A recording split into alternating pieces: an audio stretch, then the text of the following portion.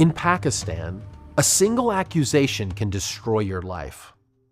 Pakistan's blasphemy laws make it a criminal offense to insult Islam, the Quran, or the Prophet Muhammad. The penalty is death. These laws are routinely weaponized against Christians. Pakistan has the most people in prison for blasphemy in the world. Accusations require no evidence. As one field minister explained, people never verify. If someone says this person disrespected Islam, they will take revenge by themselves. The pattern is common. A dispute escalates. Blasphemy is alleged. A mob forms. Homes burn. People are beaten or killed. Police often arrive after the damage is already done. Christians are roughly 1% of 250 million people. They are the fourth class people, as one believer put it. They face discrimination in employment, education, and housing. Many are trapped in bonded labor, amounting to modern-day slavery. For converts, the danger multiplies. Honor killings, mob violence, imprisonment. In parts of northern Pakistan, Christians are treated as untouchable. Contact considered to make a Muslim unclean. Yet the church is alive. Pastors and evangelists serve at enormous cost. Families who have lost everything continue to worship. As one team member said, "We are living in front of the eyes of the devils, but the Holy Spirit is protecting us." Their labor in the Lord is not in vain.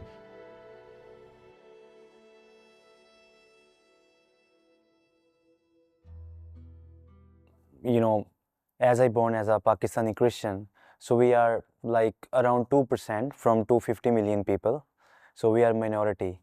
So it is sometimes really devastating that you are living that kind of the people who are very extreme about the religion, Islam, and they don't want to tolerate anything against them. So we sometimes as a Christian, as a Pakistani, sometimes we feel discrimination, racism, and lack of opportunities, and there are many other problems we are facing in Pakistan.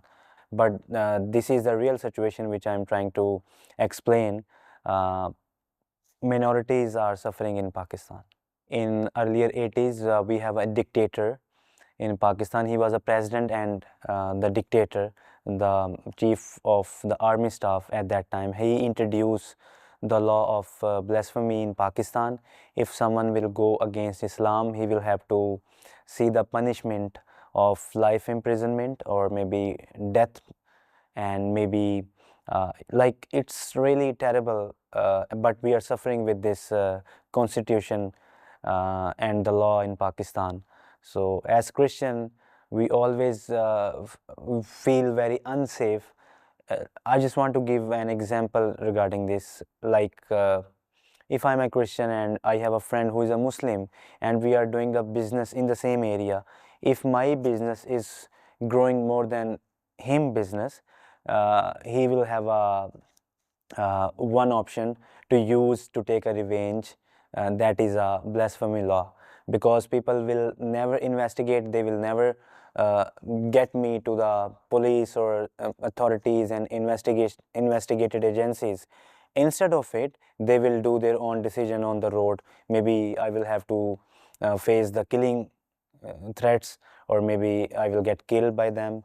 So this is an example that many people had suffered this kind of the situation from last 4 decades in Pakistan. And we have seen many incidents regarding the same situation. So people are suffering, they are facing life threats, and there are many registered incidents. People faced death because of this law in Pakistan.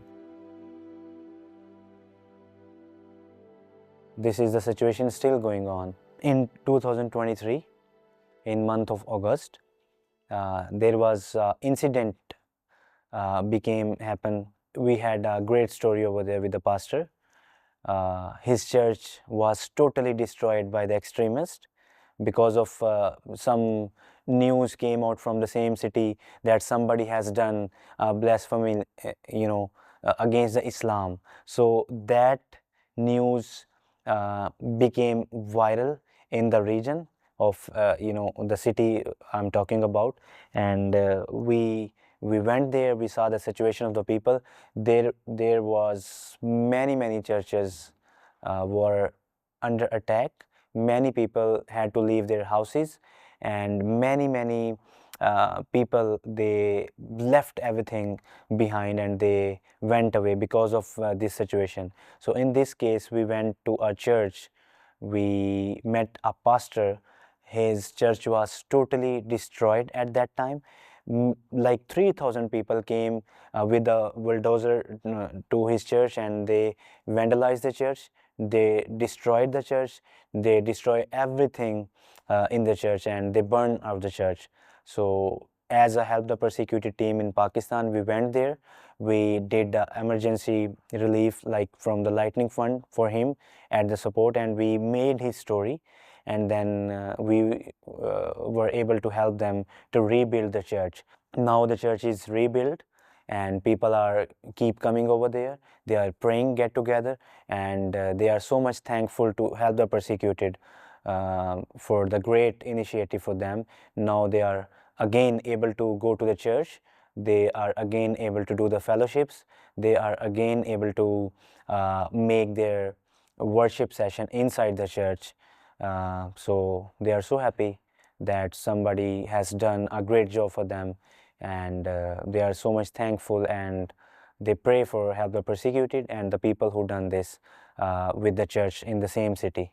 So pastor is very happy, and whenever we have a meeting with him, call with him, he always pray for HTP, Help the Persecuted.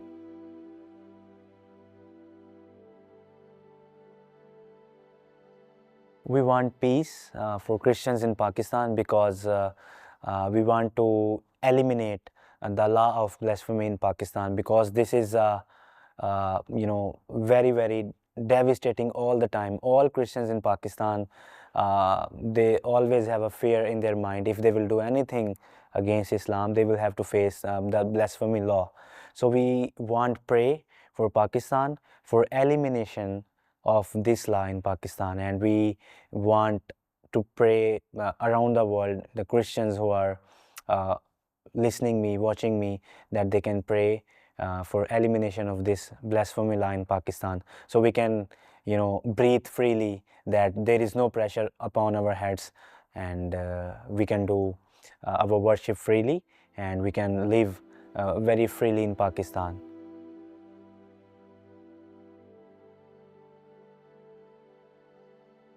Before some years ago, he was persecuted by the people in Pakistan. मेरी HTP से दरख्वास्त है कि मेरे लिए prayer की जाए, दुआ की जाए, और बाकी जो आसानी का शिकार हैं उनके लिए भी दुआ की जाए. So he's requesting to HTP and all the people, the believers, that they can pray for him and other people who are facing persecution in Pakistan, so they can be protected